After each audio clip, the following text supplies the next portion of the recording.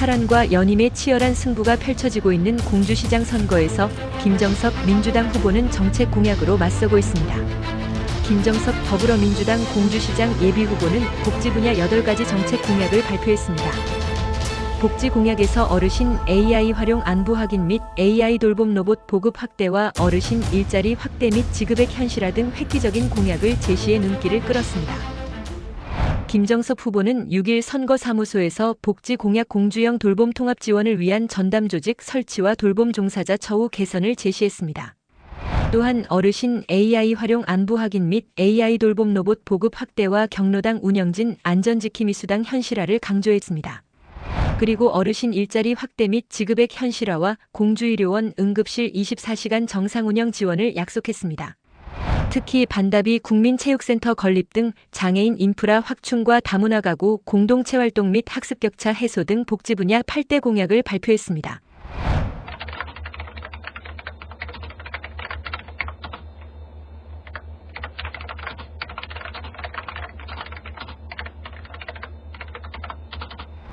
오늘 7번째 정책 공약 발표인데 지금까지 해왔던 것처럼 앞으로도 매주 분야별로 정책 공약을 발표해서 정책 선거가 되도록 그리고 민선 국기가 그런 잘 준비된 정책을 통해서 잘 펼쳐질 수 있도록 해나가겠다는 말씀을 드립니다.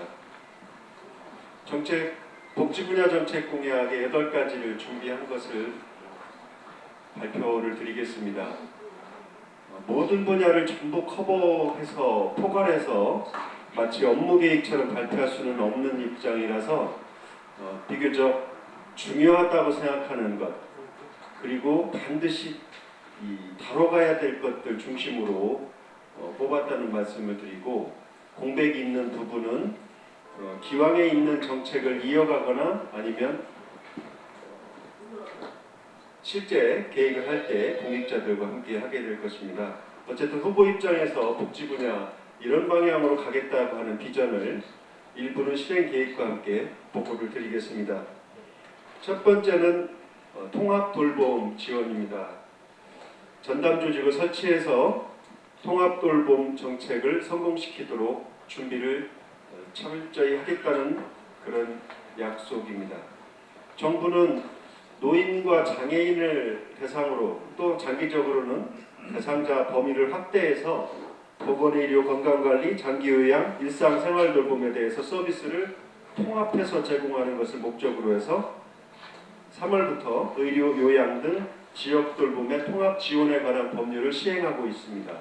그래서 통합돌봄제도가 이미 시행이 되고 있는 상황인데 이것이 이 정책이 펼쳐지는 것이 바로 지역의 삶의 현장인데 인력이나 조직 예산이 준비가 되어 있지 않다.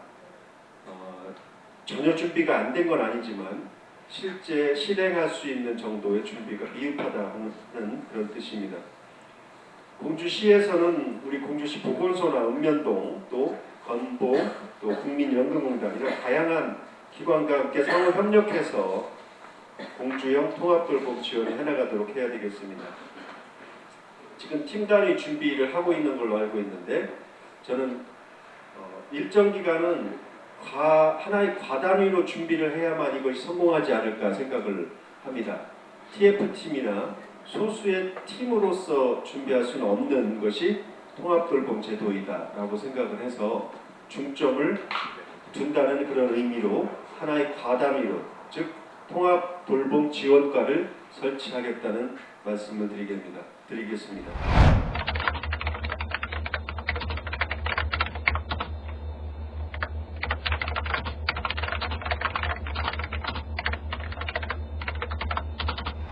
저출생 고령화 또 인구 감소로 인해서 사회복지 서비스 수요와 예산이 급증하고 있고 그에 따른 민간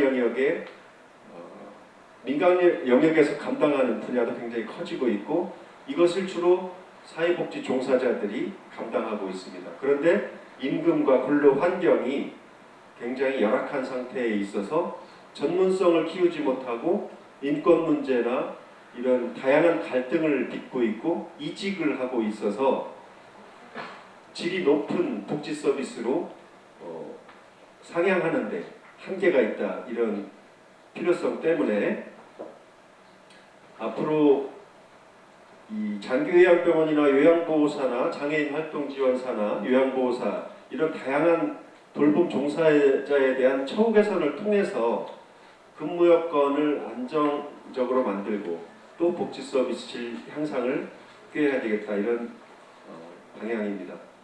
그래서 제도적으로는 우리 공주시 돌봄 종사자 권리 보장 및 처우 개선에 관한 조례에 돌봄 종사자 지원센터가 설치할 수 있도록 되어 있습니다.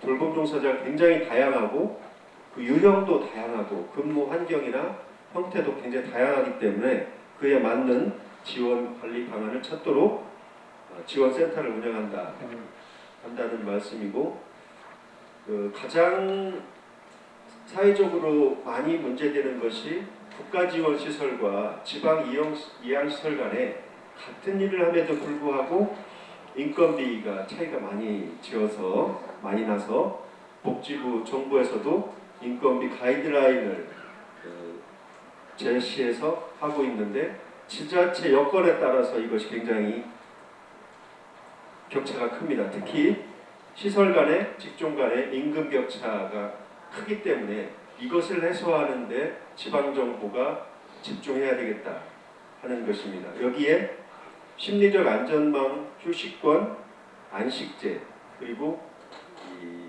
돌봄 종사자에 대한 상해보험료 지원 이런 방향으로 정책을 펴나가겠습니다. 가장 대표적으로는 지금 시설에 종사하는 요양보호사의 경우에 월 5만 원의 처우 개선비를 드리고 있는데 대상자가 약 450명이 됩니다. 여건이 되는 대로 100% 인상하는 방안을 추진하겠습니다.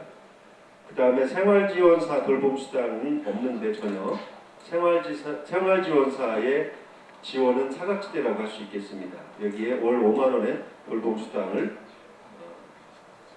앞으로 추진한다. 대상자가 220명이지만 지금 통합돌봄이라든지 여러 가지 정책이 변화함에 따라서 굉장히 수요가 급증할 것으로 생각이 됩니다.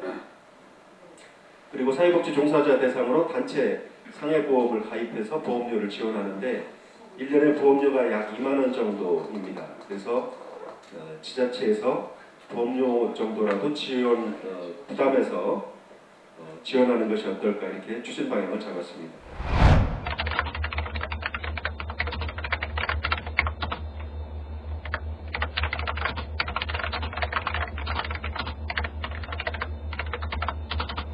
세 번째, 네 번째, 다섯 번째가 어르신 분야인데 잘 아시다시피 고령인구가 급증하는데 또 독거노인들이 사회적 고립 문제, 독거 어르신의 사회적 고립 문제 굉장히 커서 여기에 대응하는 인적 대응이 한계가 있다. 그런데 AI가 발달함에 따라서 24시간 또 저비용으로 대응할 수 있는 그런 장치가 생겼다. 이거 적극적으로 활용한다는 말씀이고, AI를 활용하고 AI 돌봄 로봇을 활용을 해서 어르신들의 상태를 확인하고 대신에 단순 반복적인 업무는 AI에게 시키되 다른 직접 대면하고 또 보호연분을 관리하고 하는 일은 사회복지사들이 담당하게 해서 전문화시킨다 하는 그런 방향입니다. 지금 AI를 활용한 안부 확인 서비스가 하고 있습니다. 안부 확인 서비스를 AI를 활용해서 하고 있는데 이것을 전면화하고 또 효돌이라고 하는 AI 돌봄 로봇을 정부에서 시범적으로 보급하고 있습니다. 효돌이라는 AI 돌봄 로봇을 전면적으로 보급한다 하는 것은 사각지대가 없이 대상 어르신들을 전부 관리한다는 뜻이 될 것입니다. 이렇게 해서 24시간 공백 없는 돌봄을 추진하겠습니다. 여기에는 공주시 어르신복지증진조례나 또 공주시 인공지능발전과 실리기반 조성에 대한 기본조례 등을 개정하는 것이 필요합니다.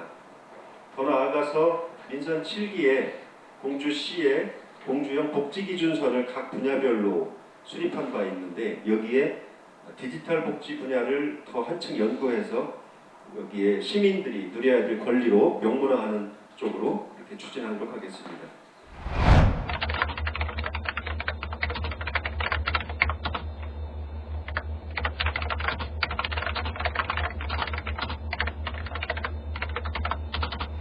공주시는 65세 이상 고령인구 비율이 현재 전체의 3분의 1이 넘었습니다.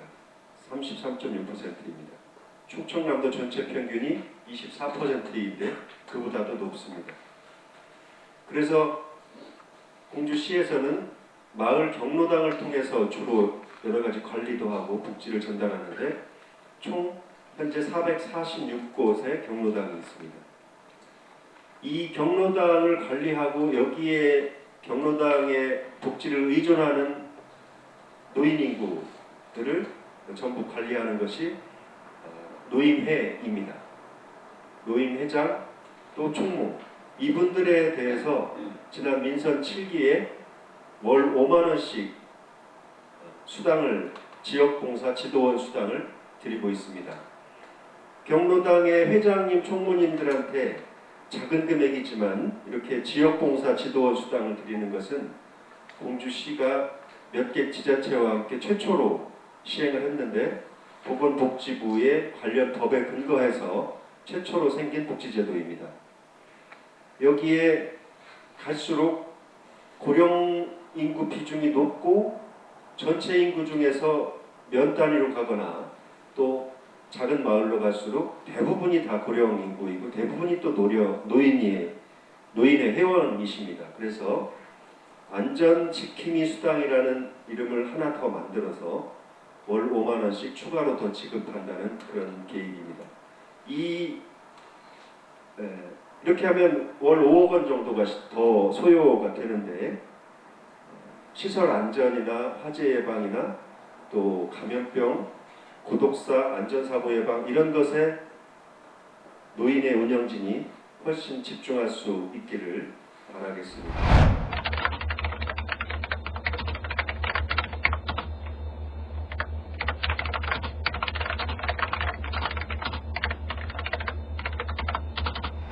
어르신 일자리가 저희 민선 7기에 대폭 확대되기 시작해서 지금은 공주시에도 노인 일자리 숫자가 약 4,700개, 4,700명이 일을 하고 계시고 그 예산은 1년에 230억 정도 됩니다. 정부 지원이 많은 부분을 차지하고 있지만 노인 일자리를 통해서 빈곤 문제도 어느 정도 해결이 되고 또 소비 촉진 효과가 있고 또 건강을 증진하는 효과가 있어서 앞으로도 정부에서도 더욱 확대해 나가는 방향으로 알고 있습니다. 그런데 지금 공익활동형이 제일 많은데 공익활동형이 2,800여 명이 되는데 그 임금이 그 지급액이 월 30시간을 일하고 30만 원 정도에 불과합니다. 그리고 이것이 매년 물가 인상분도 반영하지 못하는 상태에 있어서 어떤 전문가들은 최소한 월 50만 원 정도까지는 단계적으로 높이는 것이 필요하지 않나 그런 계획을 가지고 가야 되지 않느냐라고 하는 그런 연구 발표를 한 적도 있습니다.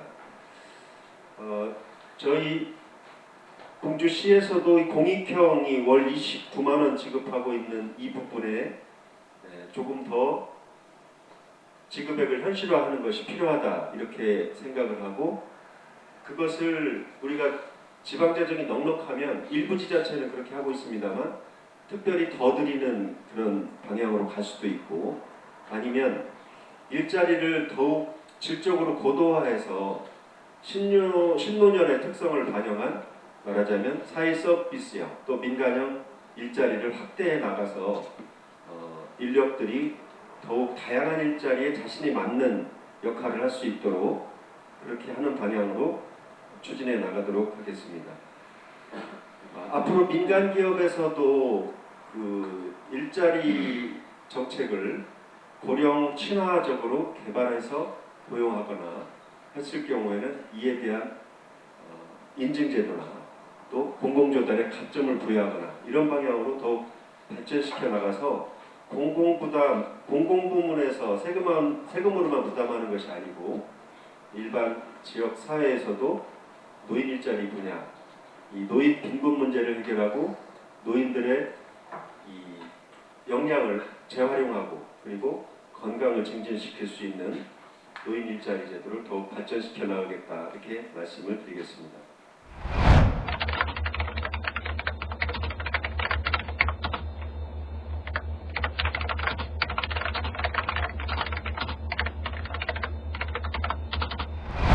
우리 공주시 지역의 유일한 종합병원이 충남도립 공주의료원입니다.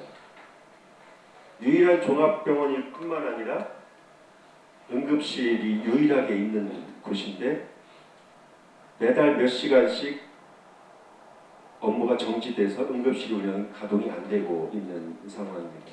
특히 작년 12월 같은 경우에는 세 차례나 응급실 운영이 중단이 됐는데 한 번에 10시간씩, 14시간씩 이렇게 중단이 된 바가 있어서 특히 심야 시간대에 응급 환자를 돌보지 못하는 공백이 생겨서 이것은 도립기관이지만 공주시의 유일한 종합병원이고 시민들의 생명과 관련된 문제이기 때문에 저는 우리 지방정부에서 최초로 응급실 운영할 수 있는 인력에 대한 지원비를 지급하는 방향으로 해서 응급실이 운영이 끊어지지 않도록 그렇게 하겠다는 약속을 드립니다. 응급실이 중단되는 이유는 의사와 간호인력이 부족하기 때문이고 의사와 간호인력이 부족한 것은 공주의료원의 재정이 열악하기 때문입니다. 의료원의 응급실이 중단되어도 충남도에서는 추가 지급을 하지 않고 있습니다. 그래서 우리 공주시 지방정부에서 공주의료원의 응급실을 24시간 가동할 수 있는 그런 의료진을 지원하도록 하겠다는 말씀을 드립니다.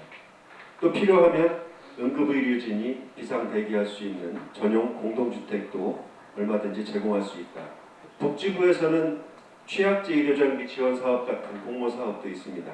이런 곳에 공주의료원에 응모할 때 시에서도 대응 투자를 약속을 확약을 함으로 해서 공모에 선정되는 확률을 높일 수 있도록 그렇게 해나가겠습니다.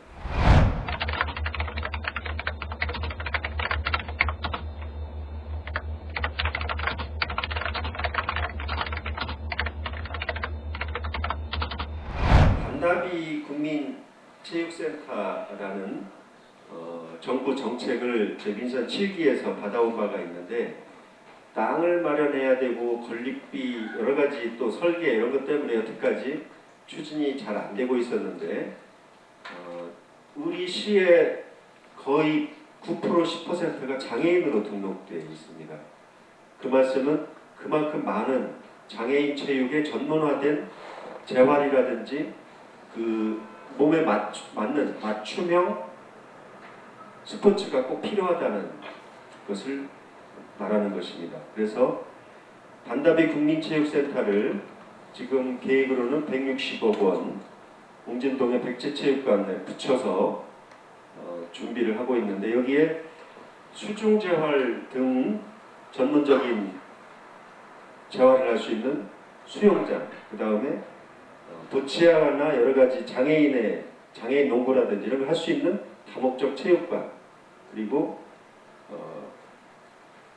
특성에 맞추어서 운동을 처방하고 체력을 단련할 수 있는 시설, 이런 것들이 반다비 국민체육센터에 설계되도록 하겠습니다. 다만 장애인이 활용할 수 있으면 비장애인도 얼마든지 활용할 수 있습니다.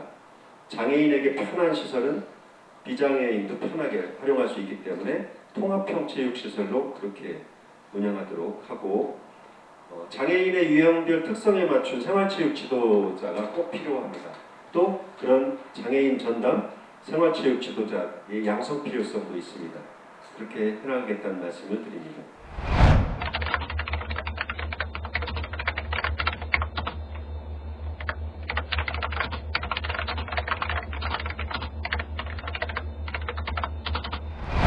공주시의 다문화 가구가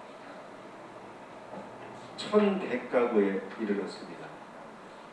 그 인구는 3,500명을 넘고 있습니다.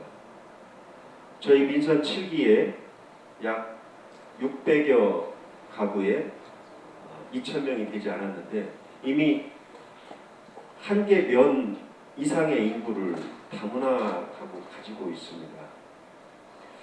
그래서 매년 또 증가하고 있고 또 그 다문화 가정에서 태어난 자녀들이 초등학생, 중학생, 고등학생, 대학생으로 점점 커나가고 있어서 우리 공주 지역사회에서도 당당한 주역으로 주체로 살 수 있도록 또 어려움이 없는지 어떤 불편을 해소해야만 당당한 주역으로 살 수 있는지에 대한 깊은 연구가 필요해서 우선은 전수조사가 또 필요한데 특히 학생들의 교육 상태나 필요성을 알아보기 위한 교육 대상자들의 전수조사가 필요할 것으로 봅니다.